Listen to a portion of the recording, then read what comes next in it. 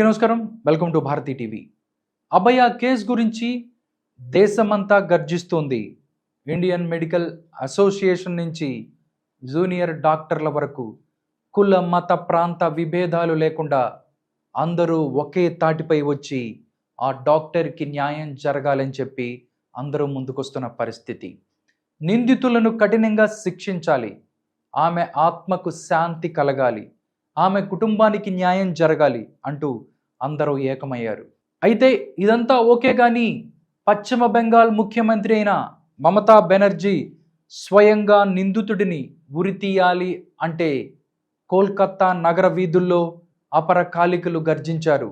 నీచమైన రాజకీయాలు ఆపి న్యాయం చెయ్యాలి అంటూ న్యాయ వ్యవస్థపై శివ తాండవం చేశారు.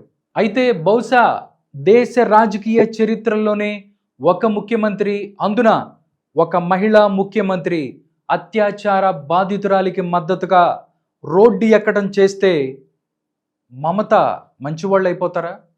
దాంతోపాటు ఎంతో దారుణంగా అత్యాచారానికి గురై ఆ తర్వాత హత్యకు గురైన బాధితురాలికి న్యాయం జరిగిపోతుందా?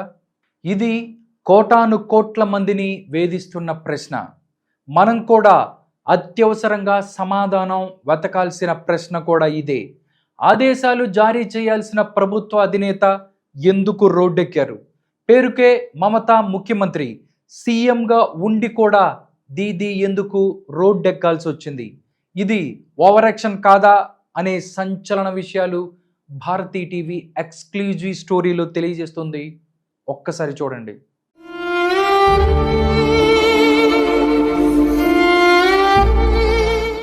అయితే ముందుగా అందరూ తెలుసుకోవాల్సింది ఇక్కడ ఏంటంటే, డాక్టర్ రేప్ అండ్ మర్డర్ తర్వాత రిజైన్ చేసి వెళ్ళిపోయిన, కేవలం 2 రోజుల్లో పోస్టింగ్ తెచ్చుకున్న Kolkata RG Kar medical college principal Sandip Ghosh గురించి ముందుగా చాలా లోతుగా మాట్లాడుకోవాల్సి ఉంటుంది.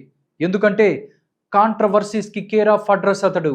ట్రాన్స్ఫర్ల మీద ట్రాన్స్ఫర్లతో వచ్చిన ఎంతో పెద్ద కిలాడి ఇతను. ప్రిన్సిపల్ సందీప్ ఘోష్ అరాచకాలు ఒక్కొక్కటిగా చూస్తే ఒక మెడికల్ కాలేజీకి ప్రిన్సిపల్గా ఉన్నప్పటికీ అతను రాజకీయాల్లో ఎంతో చురుగ్గా ఉండేవాడు. మరీ ముఖ్యంగా మమత అధినేత్రిగా ఉన్న తృణమూల్ కాంగ్రెస్ కార్యకలాపాల్లో యమా బిజీగా ఉంటాడు ఇతను. ఈ విధంగా ఆర్జీకర్ మెడికల్ కాలేజీకు పోస్ట్ మార్టం నిమిత్తం వచ్చే శవాలను బంధువులు, వారి సంబంధించిన వారికి కూడా అనుమతి లేకుండా ప్రాక్టికల్ క్లాసెస్ కోసం వాటిని ఉపయోగించేవాడు అని తెలుస్తోంది. ఇలా సందీప్ ఘోష్ ఏకపక్ష నిర్ణయాలపై బాధితులు కొందరు ఫిర్యాదు చేస్తే వాటిపై విచారణ కూడా జరిగింది. అందులో ఆయన చేసిన ఎన్నో నీచమైన పనుల గురించి బయటికి రావడంతో ఆయనను 2013 మే 31న బదిలీ చేసింది బెంగాల్ ప్రభుత్వం. డాక్టర్ సనత్ ఘోష్ అనే సిన్సియర్ డాక్టర్ను ఆర్జీకర్ మెడికల్ కాలేజ్కు ప్రిన్సిపల్గా నియమించింది. అయితే ఆయనను బాధ్యతలు స్వీకరించకుండా ముప్పు తిప్పలు పెట్టాడు సందీప్ ఘోష్. ప్రిన్సిపల్ రూమ్కి తాళం వేయించి తనకు కావలసిన వారితో విద్యార్థుల చేత ధర్నా చేయించాడు. దీంతో బెంగాల్ ప్రభుత్వం వెనక్కి తగ్గి ఆయన్ను మళ్ళీ ప్రిన్సిపల్గా అదే కాలేజీలో నియమించింది. ఇక ఆ తర్వాత మళ్ళీ 2023 సెప్టెంబర్ 11న ముషీరాబాద్ మెడికల్ కాలేజీకి సందీప్ ఘోష్ను ట్రాన్స్ఫర్ చేసింది బెంగాల్ ప్రభుత్వం. డాక్టర్ మానస్ కుమార్ అనే సీనియర్ అండ్ సిన్సియర్ డాక్టర్ని ఆర్జీకర్ కాలేజ్కు ప్రిన్సిపల్గా పంపిస్తే ఆయన్ని కూడా మళ్ళీ అదే తంతు. ఈసారి ఏకంగా టీఎంసీ విద్యార్థి సంఘం నేతలు ధర్నాలతో కోల్కతాను హీటెక్కించారు. దీంతో చేసేదేమీ లేక సందీప్ ట్రాన్స్ఫర్ ఆఫ్ చేసింది అప్పటి బెంగాల్ గవర్నమెంట్. అయితే ఇప్పుడు చివరికి బాధిత డాక్టర్ రేప్ అండ్ హత్య జరిగితే చేసేదేమీ లేక ఇక్కడ ఉంటే తన తాట తీస్తారు అని గ్రహించి సందీప్ ఘోష్ తనను తాను రిజైన్ చేస్తే బెంగాల్ ప్రభుత్వం ఆయన్ని ఆర్జీకర్ మెడికల్ కాలేజ్ నుంచి రిలీవ్ చేసింది. అదేవిధంగా కేవలం 2 రోజుల్లోనే రీపోస్టింగ్ ఇచ్చింది. కోల్కతా నేషనల్ కాలేజీకి ప్రిన్సిపల్గా చేసింది మమతా బెనర్జీ ప్రభుత్వం. అంతేకాకుండా సంతానం ఘోష్ అనే టీఎంసీ ఎంపీ ఆర్జీకర్ మెడికల్ కాలేజ్లో జరుగుతున్న అరాచకాలపై ప్రెస్ మీట్ పెట్టి సందీప్ ఘోష్ను నిలదీస్తే కేవలం 2 రోజుల్లోనే ఆ ఎంపీని టీఎంసీ పార్టీ నుంచి తొలగించింది మమతా సర్కార్. అది టీఎంసీ ప్రభుత్వంలో సందీప్ ఘోష్కున్న పట్టు. ఇప్పుడు చెప్పండి, మనల్ని ఆపేదెవడ్రా అంటూ రెచ్చిపోయిన సందీప్ ఘోష్ అమాయకుడా? బదిలీ వేటు పడినప్పుడల్లా కంటికి రెప్పలా కాపాడుకుంటూ ఇంత అరాచకం చేస్తున్న ప్రిన్సిపాల్ ముసుగులో అరాచకవాదుల్ని వెనకేసుకొచ్చి ఇప్పుడు మాకేం తెలీదంటూ ఒక అమాయకురాలిగా ర్యాలీ తీసిన మమతా బెనర్జీని పొగడాలా? ఏం చేయాలి?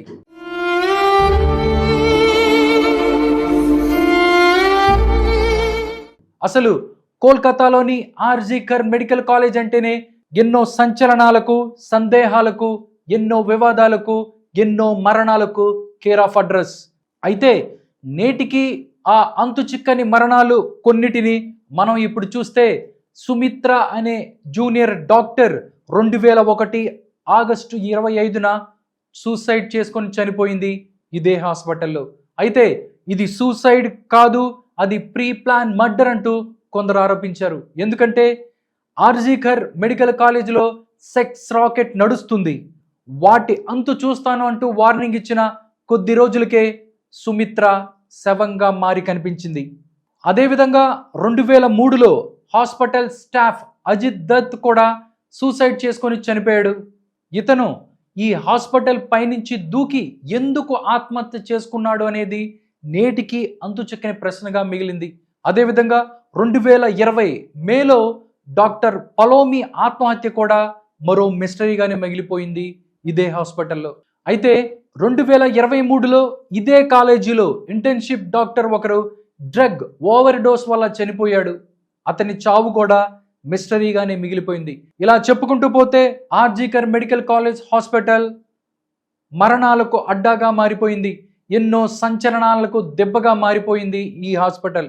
అయితే సందీప్ ఘోష్ ప్రిన్సిపల్గా ఛార్జ్ తీసుకున్న తర్వాత ఆర్జీకర్ మెడికల్ కాలేజ్ మరింత దారుణంగా తయారైందనేది బహిరంగ వాస్తవం. టెండర్లు, కమిషన్ల నుంచి విద్యార్థులతో లేట్ నైట్ పార్టీల వరకు ప్రిన్సిపల్ సందీప్ ఘోష్ చేయని అరాచకాలు లేవు. అయితే వెస్ట్ బెంగాల్లో ఇది ఓపెన్ సీక్రెట్. ఆర్జీకర్ మెడికల్ కాలేజ్లో ఇన్ని దారుణాలు జరుగుతున్నా ఎంక్వైరీ కమిషన్ వేయకపోగా సందీప్ ఘోష్కు ప్రత్యక్షంగాను పరోక్షంగాను వంతపాడుతూ వచ్చిన దుర్మార్గ తత్వం మమతా బెనర్జీ ప్రభుత్వానిది. అయినా సరే అంత అర్ధరాత్రి వేళ సెమినార్ హాల్లో చనిపోయిన డాక్టర్కు ఏం పని? ఎంతో మానసికంగా అత్యాచారానికి గురై చనిపోయిన డాక్టర్ గురించి ఆర్జీకర్ మెడికల్ కాలేజ్ మాజీ ప్రిన్సిపల్ సందీప్ ఘోష్ చేసిన కాంట్రవర్షియల్ కామెంట్ ఇది.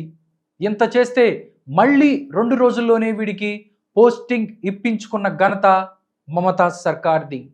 అయితే ఇక్కడ సందీప్ పోస్ట్ చేసిన నీచమైన కామెంట్కు 2012లో మమతా బెనర్జీ చేసిన కామెంట్కు దగ్గర పోలిక ఉంది. 2012లో కోల్కతాలో కారులో ఓ యువతిని బంధించి ఊరంతా తిప్పుతూ రేప్ చేశారు కొందరు. అయితే ఆ సంఘటన గురించి స్పందిస్తూ గౌరవనీయులైన మమతా బెనర్జీ గారు, అమ్మాయిలు అబ్బాయిలు స్వేచ్ఛగా మాట్లాడుకోవటం వల్లనే హత్యలు, అత్యాచారాలు జరుగుతున్నాయని అప్పట్లో ఆమె చెప్పుకొచ్చారు.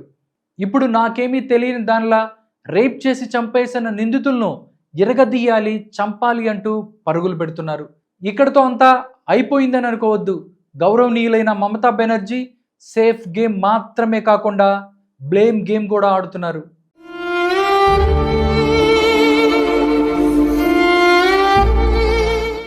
అయితే ఈ విషయం తెలుసుకునే ముందు రేప్ అండ్ మర్డర్కి గురైన లేడీ డాక్టర్కి మద్దతుగా ఆర్జీకర్ మెడికల్ కాలేజ్ వద్ద జరుగుతున్న దీక్షా శిబిరాలపై పదే దాడులు జరుగుతున్నాయి. న్యాయం కావాలి అంటూ నిందితులకు వ్యతిరేకంగా ధర్నా చేస్తున్న జూనియర్ డాక్టర్లు, మెడికల్ స్టాఫ్ పై దాదాపు 7,000 మంది టీఎంసీ కార్యకర్తలు చుట్టుముట్టి మెరుపు దాడి చేశారు. న్యాయం కోసం పోరాడుతున్న వారిని పిచ్చి కుక్కల్ని కొట్టినట్టు కొట్టారు. ఆర్జీకర్ మెడికల్ పరిసరాలను, గదులను ధ్వంసం చేశారు. ఎవరైతే నిందితులను శిక్షించాలని డిమాండ్ చేస్తున్నారో వారిని టార్గెట్గా చేసుకొని దారుణంగా గాయపరిచారు. ఇక దీంతో శాంతియుత నిరసనలు కాస్త హింసాత్మక నిరసనలుగా మారాయి. దీనికి తోడు ఆర్జీకర్ హాస్పిటల్లో పలు నిర్మాణ పనులు కూడా ప్రారంభమయ్యాయి. మరమ్మతుల పేరుతో ఈ దారుణం జరిగిన సెమినార్ హాల్లో కొంత భాగాన్ని కూల్చి కీలక సాక్ష్యాలను ధ్వంసం చేసే పనికి కూడా ఒడిగట్టారు హాస్పిటల్ యాజమాన్యం. ఇందులో భాగంగా సెమినార్ హాల్ చుట్టూ ఉన్న గోడలను కూల్చేశారు. ఎంతో కీలకంగా ఉన్న సాక్ష్యాధారాలను నాశనం చేసేందుకు యుద్ధ ప్రాతిపదికన పనులు ప్రారంభించారు హాస్పిటల్ సిబ్బంది. అందుకే నిందితుడు సంజయ్ రాయ్ని మాకు అప్పగించండి, మేము శిక్ష విధిస్తాం అంటున్నారు ఆందోళనకారులు. ఇక చివరిగా చెప్పేది ఏంటంటే, బెంగాల్లో ఎంతో రసవత్తరంగా రాజకీయం నడుస్తోంది. నిజం చెప్పాలంటే బెంగాల్ కేంద్రంగా మహిళలకు భద్రత ఇవ్వలేని తమ చేతగానితనాన్ని కప్పిపుచ్చుకోవటానికి దోషి నువ్వంటే నువ్వంటూ పరస్పరం కేంద్ర రాష్ట్ర ప్రభుత్వాలు దుమ్మెత్తు పోసుకుంటున్నాయి. ఒక సాధారణ లేడీ డాక్టర్కి రక్షణ కల్పించలేని నువ్వు ముఖ్యమంత్రి ఏంటి, ఒక సీరియల్ యాక్టర్లా ర్యాలీలేంటి అంటూ బీజేపీ మమతా బెనర్జీని ఆడిపోసుకుంటుంటే శవ రాజకీయం చేస్తున్నారంటూ మమతా బెనర్జీ కేంద్రంపై విమర్శలు చేస్తుంది. అసలు ఈ దారుణం గురించి స్పందించని, కనీసం ఒక ట్వీట్ కూడా పెట్టని రాతి హృదయుడు మోదీ. అసలు సిసలైన గొప్ప యాక్టర్ మోదీ అంటూ మండిపడుతుంది మమత.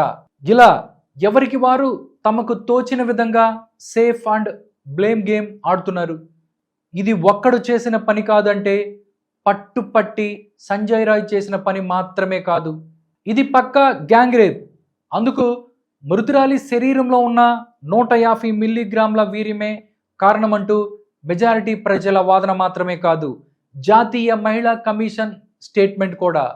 ఇదిలా ఉంటే మనమంతా తలదించుకోవాల్సిన సంఘటన ఇంకోటి ఉంది. ఇక ఆమె ఫోటోలు కానీ, వీడియోలు కానీ, వివరాలు కానీ ఎట్టి పరిస్థితుల్లో ప్రచారం చేయకూడదు అంటూ సుప్రీంకోర్టు తీర్పు ఆదేశాలు ఉన్నాయి.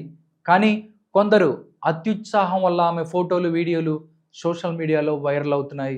కొందరు బాధితురాలికి మద్దతుగా ఆమె ఫోటోలను సోషల్ మీడియాలో అప్లోడ్ చేయగా, మరికొందరు ఆమెను కామెంట్ చేస్తూ సాడిజాన్ని, సైకోజాన్ని ప్రదర్శిస్తున్నారు సోషల్ మీడియా సైకోలు. ఇలా ఎన్ని అవమానాలు జరుగుతున్నా బాధితురాలి తల్లిదండ్రులు మాత్రం ఏమని ప్రాధాయపడుతున్నారంటే, మాకు నష్టపరిహారం వద్దు సార్, మా బిడ్డకు న్యాయం చేయండి అంటూ వేడుకుంటున్నారు. ఇది మరి 78 ఏళ్ల స్వాతంత్రం తర్వాత కూడా మన చెల్లికి, అక్కకి రక్షణ కల్పించుకోలేకపోతున్నాం. ఎక్కడికి పోతుంది మన భారతదేశం? కులాల కుమ్ములాటలతో, మతాల చిచ్చులతో, రాజకీయ నాయకుల స్వార్థ ఆలోచనలతో మరి అధపాతాళానికి వెన్నిపోతున్నాం. ఎన్ని నిర్భయ, దిశ ఘటనలు జరిగినా మనకు సిగ్గురాదు, మనకు పట్టదు. మనకు కావలసింది మనం బాగుంటే చాలు. ఇప్పటికైనా మారదాం, లేకపోతే మనమందరం పోతాం.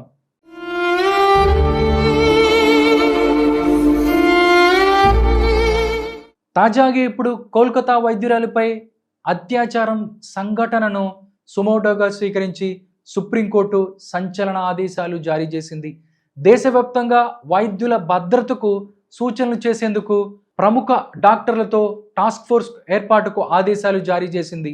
టాస్క్ ఫోర్స్ సభ్యులుగా doctor Nageswara Rao, AIIMS director Srinivas ఉంటారు.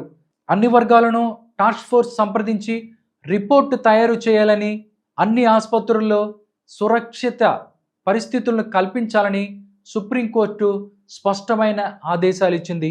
టాస్క్ ఫోర్స్ 2 నెలల్లో నివేదిక ఇవ్వాలని స్పష్టం చేసింది.